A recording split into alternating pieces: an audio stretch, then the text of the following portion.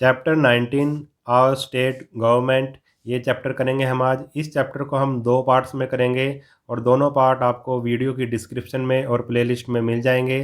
तो आप एक बार वीडियो की डिस्क्रिप्शन और प्लेलिस्ट को ज़रूर चेक करना। वीडियो को आपने कंप्लीट देखना है और अगर अच्छा लगे तो लाइक और शेयर भी ज़रूर करना है। तो शुरू करते हैं chapter number 19। India is the seventh largest nation of the world extending over 3.28 million square kilometre. जो इंडिया है वो सातवें नंबर पे आता है पूरी दुनिया में एरिया के हिसाब से। और इंडिया का एरिया कितना है? 3.28 मिलियन स्क्वायर किलोमीटर, यानी कि लगभग 32 लाख स्क्वायर किलोमीटर इंडिया का एरिया है, यानी कि बहुत बड़ा देश है India. For the administrative convenience, it has been divided into 29 state and 7 union territory. इसका सही ढंग से व्यवस्था चल सके, सही ढंग से कामकाज चल सके, इसलिए हमने अपने देश को 29 स्टेट्स और 7 यूनियन टेरिटरीज़ में बांट रखा है। मगर अब 29 नहीं रह गए, अब आप कहोगे कि 28 स्टेट्स हैं आज की डेट में, और यूनियन टेरिटरी कितनी है? 8 हैं। ठीक है, क्योंकि जम्मू कश्मीर को अब स्टेट का दर्जा ख़त्म कर दिया गया है, वो भी उसकी 2 यूनियन टेरिटरी बना दी गई हैं, जम्मू कश्मीर और लद्दाख। ठीक है, इसके बारे में मैं आगे भी आपको बताऊंगा।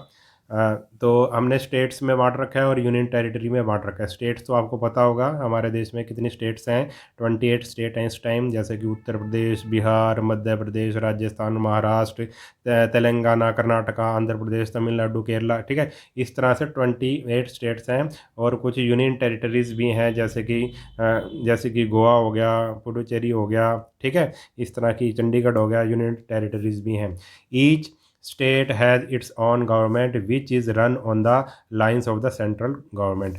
और हर एक स्टेट की अपनी सरकार है जो सेंट्रल गवर्नमेंट के साथ चलती है। ठीक है, देखो, जैसे कि हर एक स्टेट का आपका कोई ना कोई मुख्यमंत्री है, यानी कि उनकी कोई ना कोई सरकार है। ठीक है, जैसे बिहार का मुख्यमंत्री नीतीश कुमार जी हैं। ठीक है, हरियाणा के मनोहर लाल खट्टर हैं, यूपी के आदित्यनाथ योगी जी हैं। ठीक है, इस तरह से हर एक स्टेट की कोई ना कोई क्या है? सरकार है। The union territories are administered by the president of India through a lieutenant governor और द चीफ कमिश्नर। और जो यूनियन टेरिटरीज़ हैं, जैसे कि चंडीगढ़, ठीक है, वो क्या है? आर एडमिनिस्ट्रेटेड बाय द, वो प्रेसिडेंट के द्वारा उसका कामकाज देखा जाता है। किसके थ्रू? प्रेसिडेंट डायरेक्ट नहीं देखता, किसके थ्रू? लेफ्टिनेंट गवर्नर होता है। ठीक है, यूनियन टेरिटरी में क्या होता है? लेफ्टिनेंट गवर्नर होता है, जो, या फिर उसको चीफ कमिश्नर भी बोलते हैं, जो उस यूनियन टेरिटरी का क्या देखेगा भाई? कामकाज देखेगा। Both the central government and the state government are independent in their working. जो सेंट्रल गवर्नमेंट है और स्टेट गवर्नमेंट है, वो क्या है? एक दूसरे से इंडिपेंडेंट है, अपना कामकाज वो खुद करती हैं। ठीक है, अब सेंट्रल गवर्नमेंट क्या होती है? स्टेट गवर्नमेंट का तो मैंने आपको बता दिया क्या होती है। ठीक है, सेंट्रल गवर्नमेंट होती है पूरे देश की सरकार। ठीक है, उसको सेंट्रल गवर्नमेंट कहते हैं। जैसे कि पूरे देश का कौन होता है भाई? प्रधानमंत्री होता है। और स्टेट का अगर हेड कहें, स्टेट का हेड कौन होता है? स्टेट का हेड कौन चलाता है? स्टेट को सीएम चलाता है, मुख्यमंत्री चलाता है। और पूरे देश को कौन चलाता है? प्रधानमंत्री चलाता है। ठीक है, तो अपना अपना ये कार्य करती है। सेंट्रल की गवर्नमेंट अपना काम करती है और स्टेट की गवर्नमेंट अपना काम करती है। The division of powers between the centre and the state is on the basis of 3 list. और कि भाई सेंटर को कितनी पावर्स हैं, सेंटर के पास कितनी पावर्स हैं और स्टेट के पास कितनी पावर्स हैं, इसको हमारे कॉन्स्टिट्यूशन में 3 लिस्ट में बांट दिया गया है। कि भाई ये कार्य तो स्टेट करेगा, ये कार्य सेंटर, मतलब सेंटर की गवर्नमेंट करेगी, और कुछ ऐसे कार्य भी हैं जिसको दोनों कर सकते हैं। तो कौन कौन सी लिस्ट है वो? यूनियन लिस्ट, स्टेट लिस्ट और कॉन्करेंट लिस्ट। यूनियन लिस्ट में कितने सब्जेक्ट हैं? 97 सब्जेक्ट हैं। स्टेट लिस्ट में कितने हैं? 66 सब्जेक्ट हैं। और कॉन्करेंट लिस्ट में 47 सब्जेक्ट हैं। अब यूनियन लिस्ट में मैं एक सब्जेक्ट लेके आपको थोड़ा सा एग्जांपल से बता देता हूँ, क्लियर कर देता हूँ, क्योंकि इसमें आपकी बुक में नहीं दिया हुआ है। जैसे कि यूनियन लिस्ट में सेंटर की सरकार है ये। ठीक है, सेंटर की सरकार का काम क्या क्या होगा? जैसे कि एक देते हैं भाई, रक्षा, देश की रक्षा करना। कोई भी सैनिक सौदा है, जैसे कि मान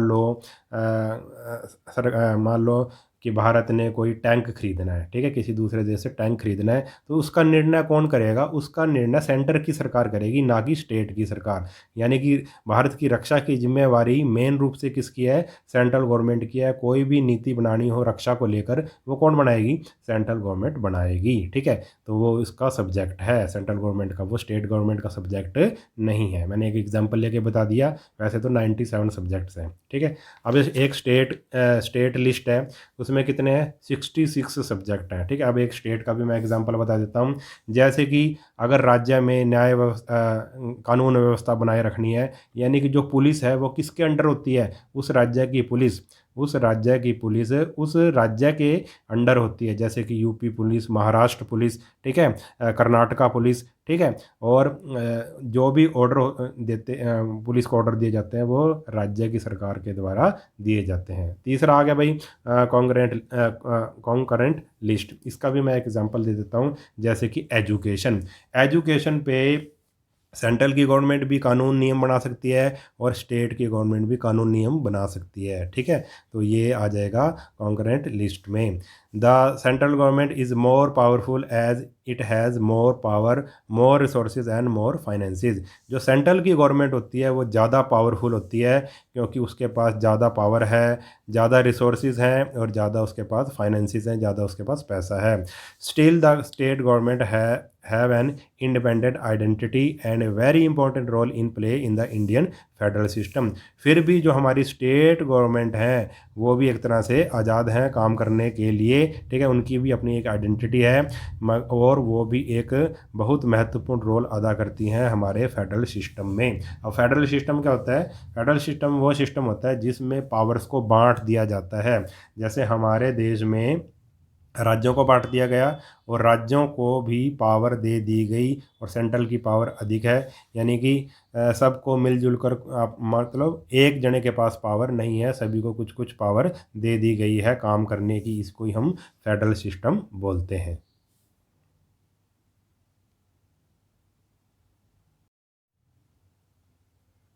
अब आगे हम पढ़ेंगे द स्टेट लेजिस्लेचर। ये स्टेट लेजिस्लेचर क्या होता है इसके बारे में हम डिटेल से पढ़ेंगे। In most state the legislature has only one house legislative assembly, Vidhan Sabha. अधिकतर जो हमारे देश में स्टेट्स हैं उसमें सिर्फ एक ही हाउस है जिसको विधानसभा बोलते हैं। ओनली 6 स्टेट, सिर्फ 6 स्टेट ही ऐसी हैं जैसे कि Uttar Pradesh, Bihar, Maharashtra, Karnataka, Jammu and Kashmir, Andhra Pradesh have 2 houses. इसमें 2 हाउसेज हैं, लेजिस्लेटिव असेंबली है, विधानसभा है, और लेजिस्लेटिव काउंसिल है, विधान परिषद है, ठीक है। अब इसके बारे में देखो ये बता देता हूँ मैं, लेजिस्लेचर होता क्या है, लेजिस्लेटिव असेंबली क्या होती है। लेजिस्लेटिव असेंबली में ऐसे लोग होते हैं जो पब्लिक के द्वारा चुने गए होते हैं, ठीक है। और वो फिर कहाँ बैठते हैं? लेजिस्लेटिव असेंबली में बैठते हैं और राज्य के लिए नियम कानून जो भी बनाने हैं नए, वो वहाँ पर बैठ के बनाते हैं, ठीक है। और राज्य व्यवस्था को चलाते हैं। उन्हीं सदस्यों में से ही कोई मुख्यमंत्री बनता है। किसी पर अगर मान लो पार्टियाँ हैं, जो जिस पार्टी को पब्लिक ज़्यादा वोट दे देती है उन्हीं में से ही कौन बन जाता है? एक मुख्यमंत्री बन जाता है और फिर वो राज्य सरकार को चलाता है। आगे है the number of members in an assembly depend on the population of the state. और जो इस असेंबली में मेंबर कितने होंगे ये किस पे डिपेंड करता है कि वहाँ की जो स्टेट है उसकी पॉपुलेशन कितनी है। छोटा स्टेट है तो कम मेंबर होंगे, बड़ा स्टेट है तो ज़्यादा मेंबर होंगे। How ever the minimum strength is 60 and the maximum can not be more than 500। सब मतलब कम से कम कितने मेंबर होने चाहिए असेंबली में? 60 होने चाहिए और ज़्यादा से ज़्यादा 500 होने चाहिए। ये 500 से ज़्यादा नहीं हो सकते। Its members are directly elected by the people. और ये असेंबली के जो मेंबर हैं उनको कौन चुनता है? उनको लोग चुनते हैं, हम लोग चुनते हैं। चुनाव जब होते हैं तो हम चुनते हैं। The minimum age to be a member of legislative assembly is 25 year. और कम से कम एज कितनी होनी चाहिए अगर आपने लेजिस्लेटिव असेंबली का मेंबर बनना है? तो आपकी उम्र कितनी होनी चाहिए? 25 ईयर्स होनी चाहिए। Some seats are reserve for schedule caste and schedule tribes. और कुछ इनमें जो मेंबर होते हैं वो शेड्यूल कास्ट और शेड्यूल ट्राइब्स के होते हैं, उनके लिए वो सीट क्या होती हैं भाई? रिज़र्व होती हैं, यानी कि उनके अलावा और कोई नहीं बन सकता फिर member. For example Uttar Pradesh has 404 members in legislative assembly and Mizoram has 40 only. एक एग्ज़ाम्पल दे रखा है, उत्तर प्रदेश जो है लेजिस्लेटिव असेंबली है उसमें 404 सदस्य हैं, मेंबर हैं, और मिज़ोरम में सिर्फ केवल 40 मेंबर्स हैं, ठीक है, क्योंकि मिज़ोरम बहुत छोटा है और उत्तर प्रदेश बहुत बड़ा है। The term of legislative assembly is 5 year. और ये जो लेजिस्लेटिव असेंबली जो बनती है, जिसको हम चुनते हैं, ठीक है, मेंबर्स के द्वारा बनती है, जो वो 5 साल के लिए होती है। In case it is not functioning according to the constitution it can be dissolve earlier also. और अगर ऐसा केस हो कोई जिससे कि भाई ये जो असेंबली है वो सही ढंग से काम नहीं कर रही है, तो इसको पहले भी ख़त्म किया जा सकता है। In such a situation the president rule is imposed in that state. और इस केस में क्या होता है, राष्ट्रपति के द्वारा उस स्टेट पर क्या लगा दिया जाता है, राष्ट्रपति शासन लगा दिया जाता है। आगे, do you like the Lok Sabha the legislative assembly has a speaker and A deputy speaker. जैसे लोकसभा की बात करें तो वो क्या भाई, जो सेंट्रल की सरकार जो उनके अंडर होती है, मतलब सेंट्रल की सरकार लोकसभा से बनती है, ठीक है। The legislative assembly has a speaker. Legislative assembly का भी एक स्पीकर होता है और एक डिप्टी स्पीकर होता है। The speaker presides over the meeting of the assembly and conduct its business. जो स्पीकर होता है लेजिस्लेटिव असेंबली का, वो जो भी उसमें असेंबली में मीटिंग्स वगैरह होती हैं वो उसका अध्यक्ष होता है, ठीक है, और अपना वो कामकाज देखता है, यानी कि लेजिस्लेटिव असेंबली को चलाता है, वो उसका हेड होता है, अध्यक्ष होता है। अब डू यू नो में क्या है, legislature consisting of only one house is known as unicameral legislature and the legislature consisting of two houses is known as bicameral legislature. ऐसा लेजिस्लेचर, ऐसी असेंबली जिसमें सिर्फ एक हाउस हो उसको यूनिकैमरल लेजिस्लेचर बोलते हैं, और जिसमें दो हाउसेज हों उसको बाईकैमरल लेजिस्लेचर बोलते हैं। जैसे कि सेंटर में क्या है भाई, लोकसभा है और राज्यसभा। लोकसभा राज्यसभा दो सदन हैं, दो हाउसेज हैं, तो वो बाईकैमरल है। और जो हमारे स्टेट्स हैं उनमें अधिकतर एक ही असेंबली है, ठीक है, तो उसको बोलेंगे हम यूनिकैमरल लेजिस्लेचर। और हमने 6 राज्य पढ़े थे ना, 6 राज्यों में क्या है, दो मतलब दो वहाँ पे विधानसभा और विधान परिषद, ये 2 असेंबलीज हैं वहाँ पे, ठीक है।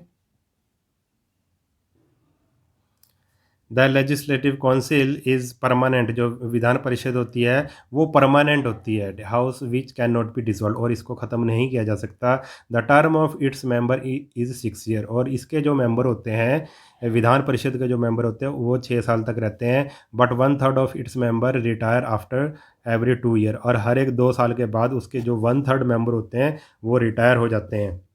दे are replaced by newly elected member. और फिर उनकी जगह जो 1/3 हट जाते हैं, फिर उनकी जगह नए मेंबर्स आ जाते हैं। जैसे मान लो एक विधान परिषद में 30 हैं, 30 सदस्य हैं, तो 2 साल के बाद इसका 1/3 चला जाएगा। 30 का 1/3 कितना होता है, अगर 30 का 1/3 करें तो क्या आएगा, 10 सदस्य चले जाएंगे, रिटायर हो जाएंगे, और इन 10 की जगह फिर नए 10 आ जाएंगे, फिर से वो जो विधान परिषद है वो पूरी हो जाएगी, ठीक है। यानी कि ये कभी भी पूरा डिसॉल्व नहीं, पूरी जो विधान परिषद होती है वो पूरी कभी भी डिसॉल्व नहीं करते, उसको ख़त्म नहीं करते, मेंबर आते जाते रहते हैं।